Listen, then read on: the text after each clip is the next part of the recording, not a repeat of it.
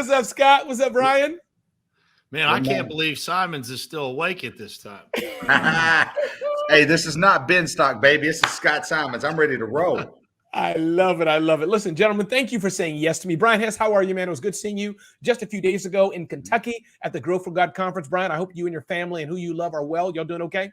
Doing great, brother. Thanks for having us here, man. Awesome. We appreciate it. You're welcome. Scott Simons, how are things in your world? Carter Myers, automotive partner and a leader of people. How are things in your world? Scott Simons, thanks for saying yes to me. How's your family? And how are people who are important to you doing today? Man, we're doing fantastic. I mean, how can we say no to you? I mean, with all the energy and how you show up and serve others and give back. And man, you asked me, I'll be there, brother. And I think you're seeing that today. I mean, 2 hours of just bombs being dropped. Julia, I mean, that lady was amazing. And Julia's amazing. It's a true honor for me to be asked to be on here, brother. You ask and you can count on me, brother. That's what I want to be known as. One phone call, you call me, brother. I'll answer the phone. Brian, we're going to put that on his tombstone, like a phone, picture of phone, like call me. Amen, brother. If I got a phone call, that's definitely who I'm calling. I can tell you that. Oh, man. Let's jump into it. Brian Hess, give me the brief. I could talk about you, Brian, but it's better you talk about yourself because you'll get it right. Who are you, Brian? Where were you? Where are you today? In brief, Scott, I'm going to ask you the same questions. Then I want to drop science on this Smart Hustle community to give them some of the gems that I've heard from you all over the last few months of growing their business. Brian, first you, tell us a bit, who is Brian Hess? Well, first and foremost, man, a role model to 4 beautiful children, husband, man of God, most importantly in my life, right? Yeah. And so in the business world, entrepreneur, been an entrepreneur for about 3.5 years. Prior to that was, always a leader in business. So for 20 years, I was a leader and then finally got the courage to start my own business. So I got a few of them now that I either own or am involved in, a partner in. So I've got the Pavement Group is a national asphalt and concrete company. We serve some of the largest brands. Most of you guys shop at the stores and go to the places that we pave the parking lots for and take care of the sidewalks for.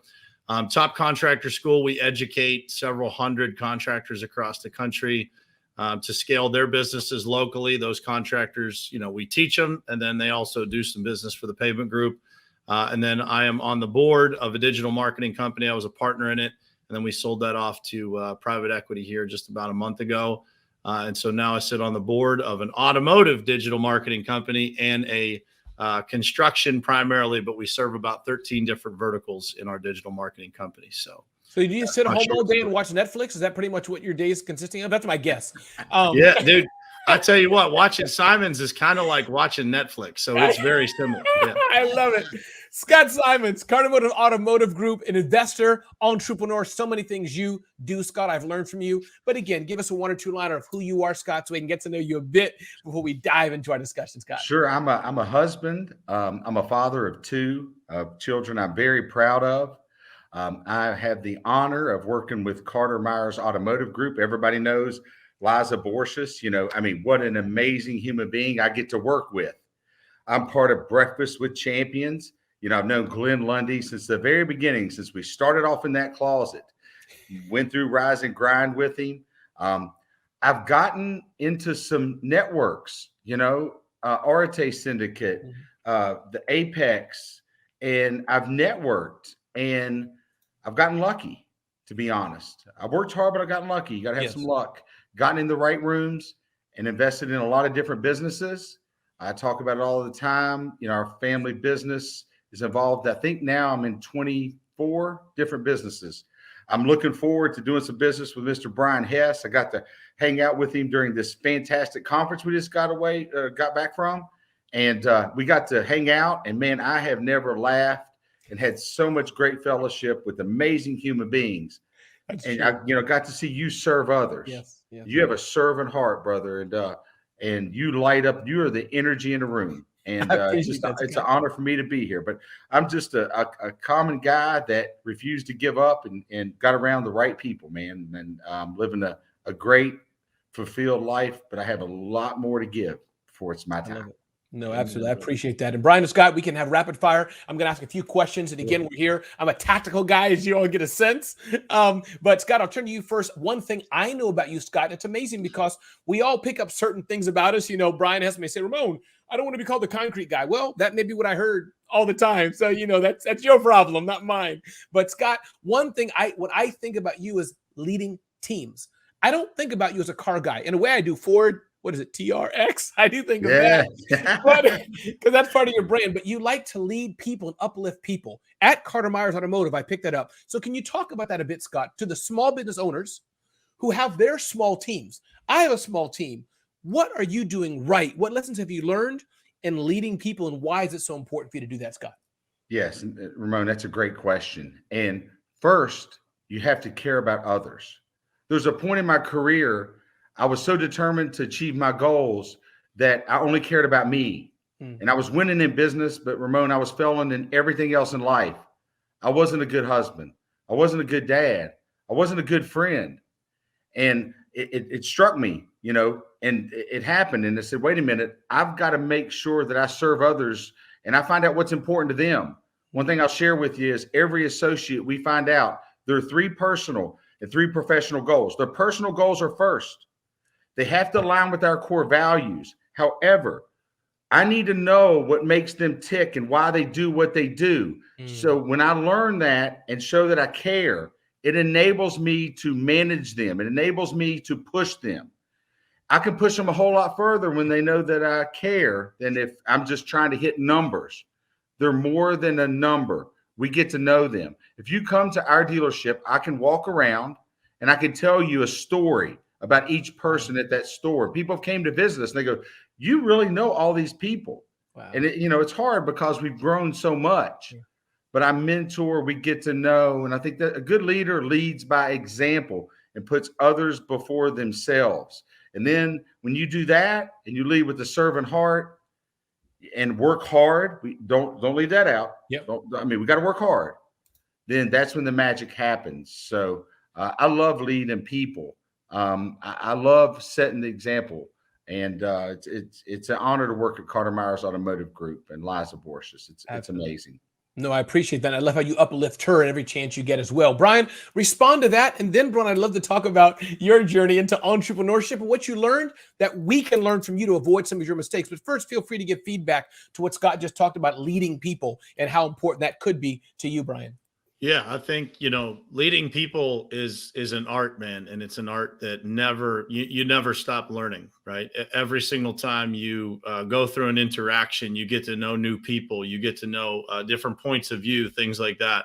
One of the things that's most important to me is, like Scott said, getting to know our people on a personal level. We do something in our company called a How I Want to Be Coached form. So we fill that form out. And it tells us what motivates them, what demotivates them, what their goals are and what they're striving for. And to Scott's point, if you don't put their goals first over the company, you got things out of priority, right? And it comes down to we all work for a living, right? To live. We go to work so that we can live. If you get it in the wrong order, man. And I believe a lot of companies do. It's what drove me to become an entrepreneur. A lot of places that I worked, they were great places to work, but they weren't exactly the culture that I wanted. And I wanted to be able to create a place where people felt enthused. And not only did they make money, but they became better people, right? And they became better members of our communities and able to give back, able to see things and grow and just, be better people. And be excited about coming to work and being part of a mission. And that's what we've been able to create at the Pavement Group. And it all starts and ends with everybody in the company's ability to lead, right? Because we don't just have leaders. Everybody leads each other.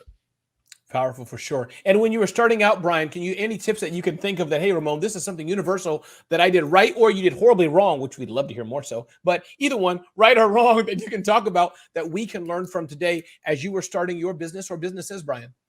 Yeah, I'll tell you, man, one of the things that always comes to mind is if I were to go back and do anything over again, it would be to think bigger sooner. Every time I look back, I hate people ask me what my 5-year goal is. And I don't like responding to that because every single time I do it, I feel like I sell myself short. And so the most challenging thing to do is to think bigger when there's nothing in front of you. So those people who are starting out, the best thing that they can do is get a mentor who has been there, who can pave the way for them and help them stretch that vision that they have. And so for me, when I was starting out, I didn't have that, right? It was me trying to create and trying to figure it out. And if I would have known people like Scott, even though we're not in the same industry, it would have helped me be able to think bigger sooner. And we would be further ahead than we are right now, right? And so mentorship is one of the most important things that you can do. And for me, I was always looking for that mentorship inside of our industry. And it took me a little while to figure out the value of, not just being in the industry. In fact, the value of looking at things from a different perspective can be incredibly valuable to a business. Wow, that is powerful. Scott, I'm curious, feel free to respond to that, the aspect of mentorship, because I know you do that, but I'm curious, have you also received that, Scott? I know, as you mentioned, you hang out in several groups. I'm sure you don't just do it because you're bored to death. It seems like you learn from it and network from it. Pour into us. Talk a bit about that mentorship aspect, Scott, please. Yeah, Ramon, it's extremely important to invest in yourself. I spend $100,000 plus a year going to masterminds and groups. It's probably more. I haven't counted it because I don't want to know how high that number is. You know what I mean? So it's probably higher.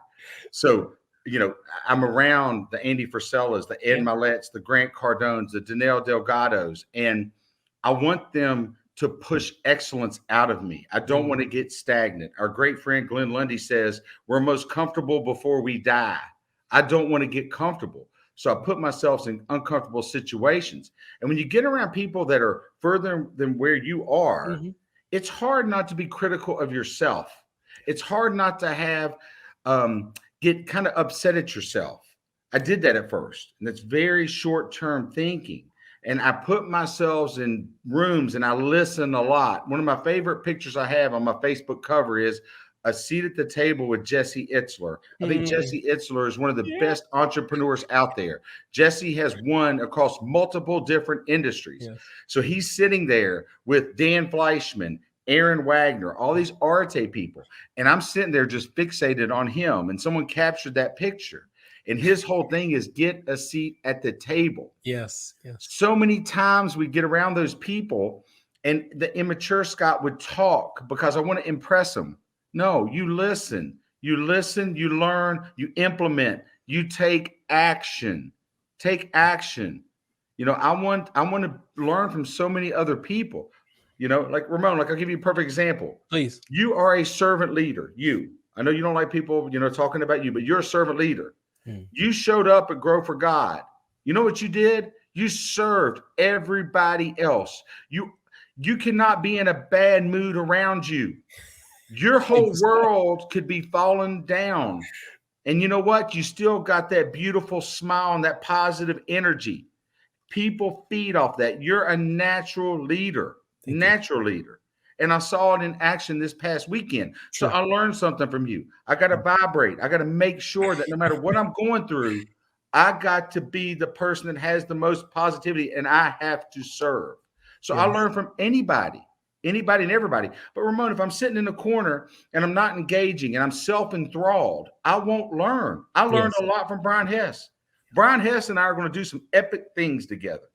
You heard it here. And when I do it, I won't brag, but I'll say, hey, remember I told you about me and my little buddy, Brian Hess?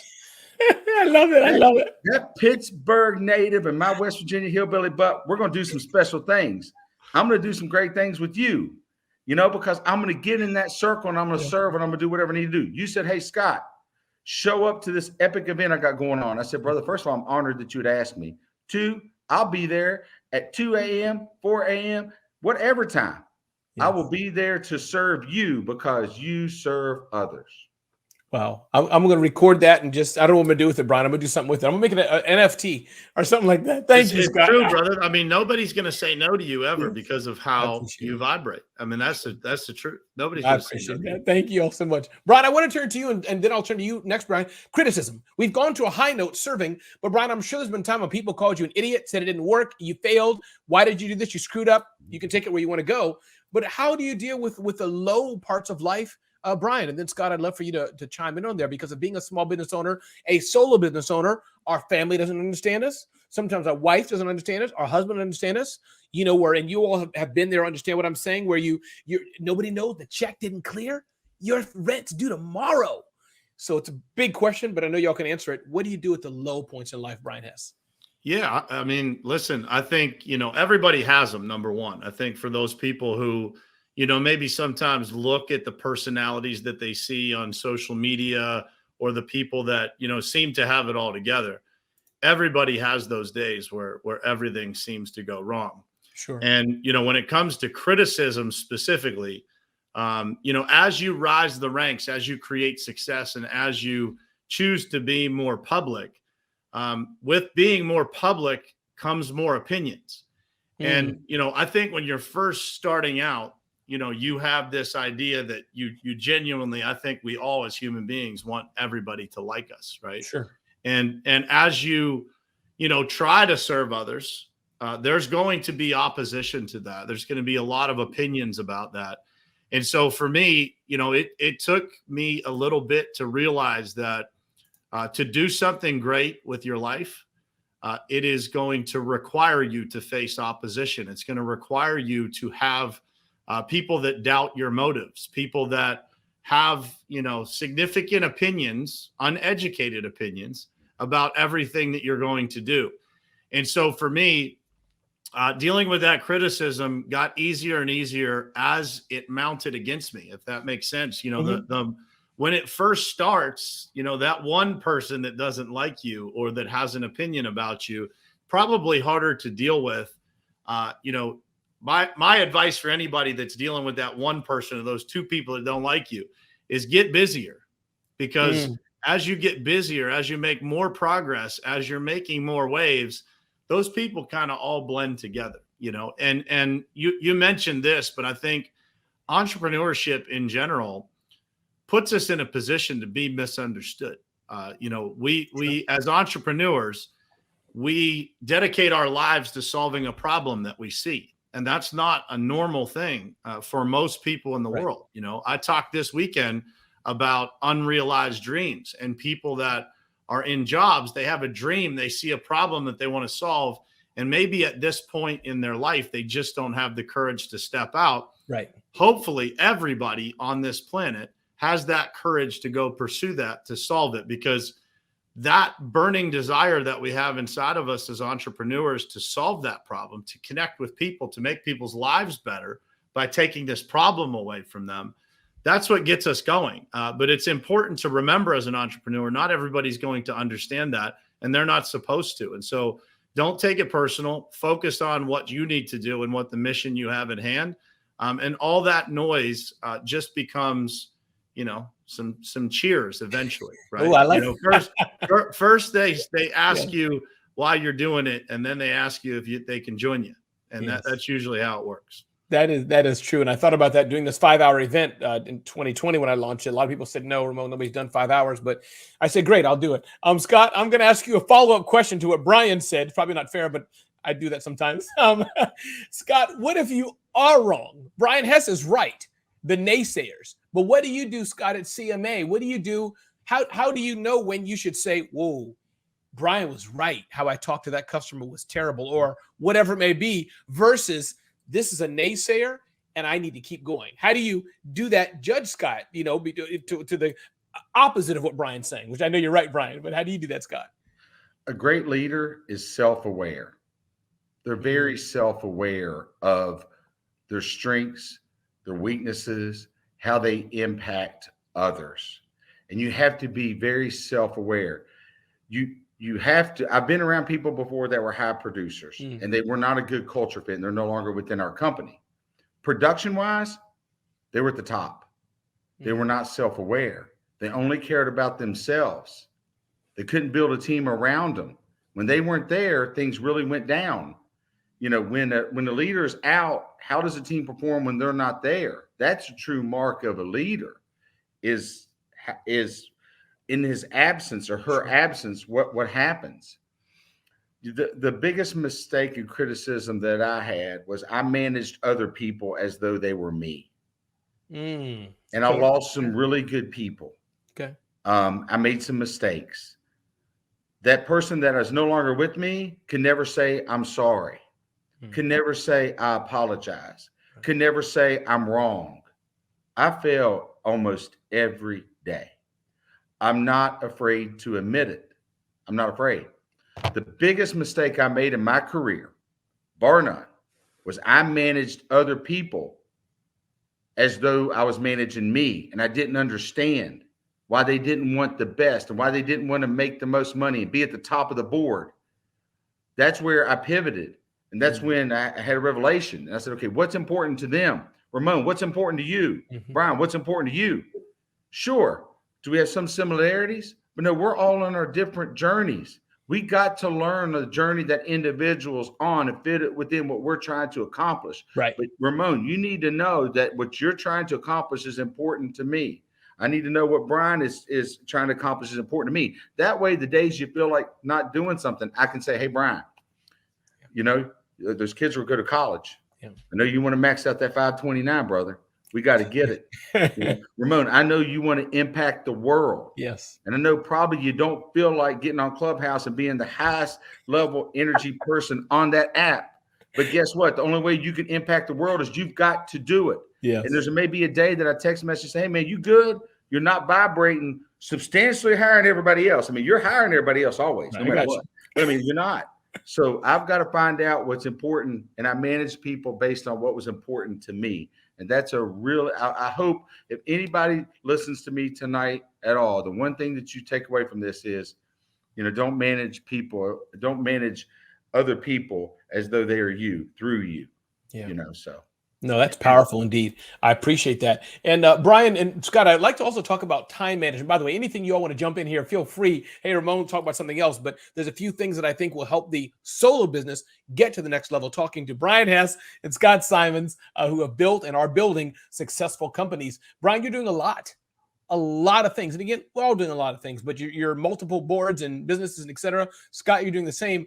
Brian, how do you manage your time day to day? Because I find that's one of the challenges of growing a solo business, you know, especially with limited money. I'm blessed to be at I'm not have arrived, but God blessed us. We got some systems we're growing.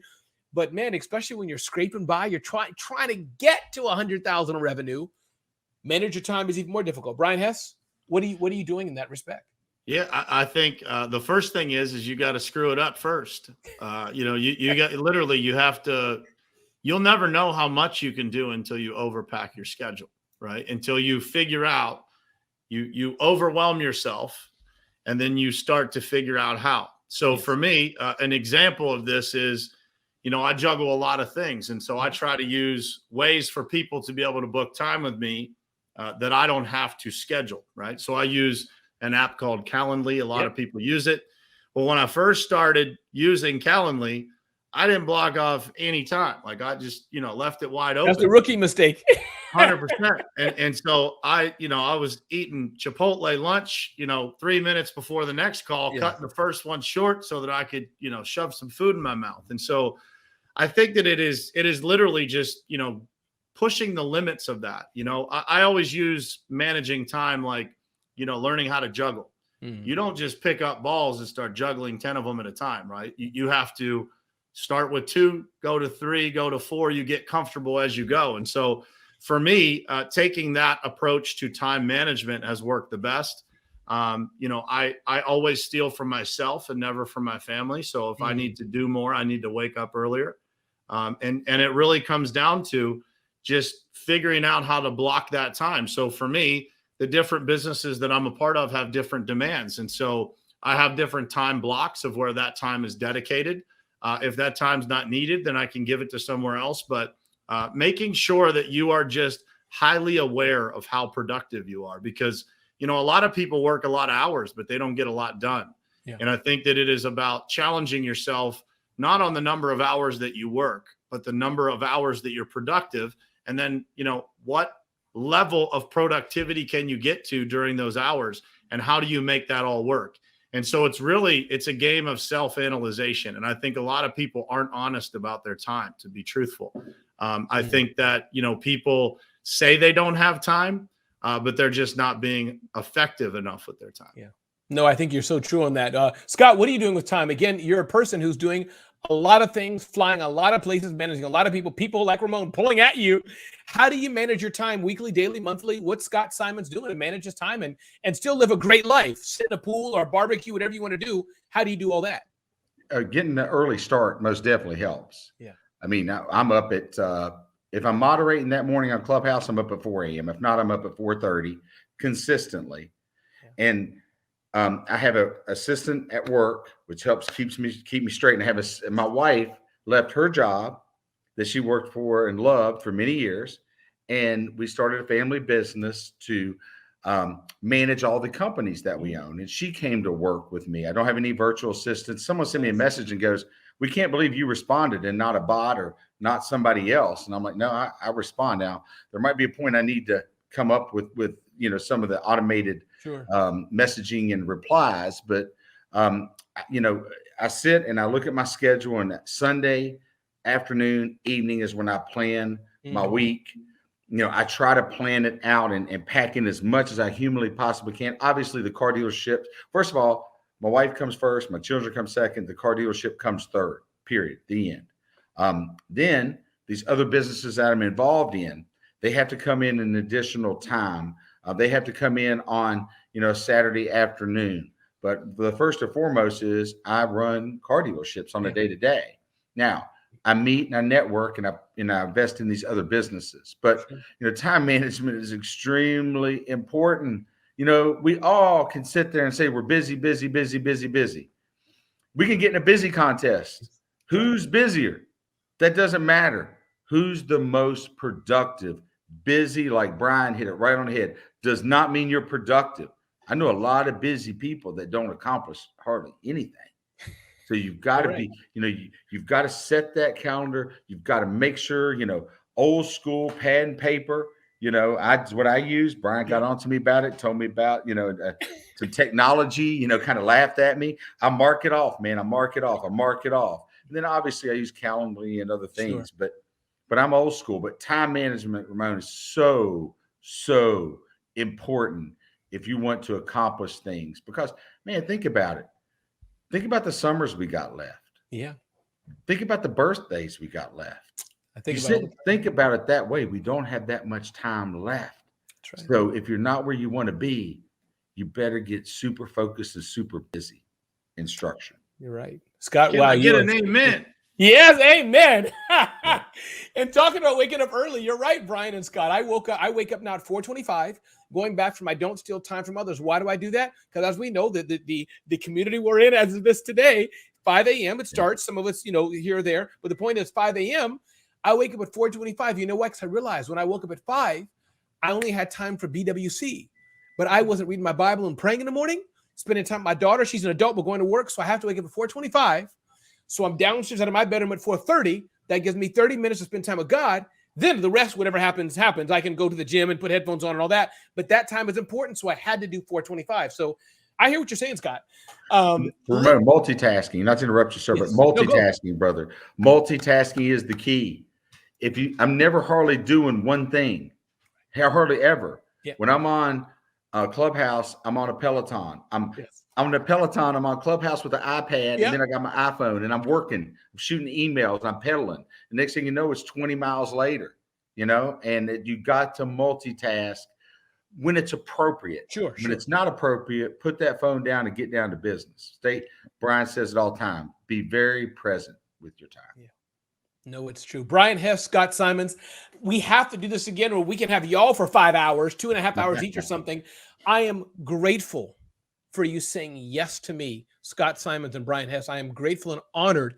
This is live event right now, 5-hour live experience, but this conversation will reach thousands because we'll be sharing it over the next several days, giving it away to everyone. So Brian, Scott, thank you.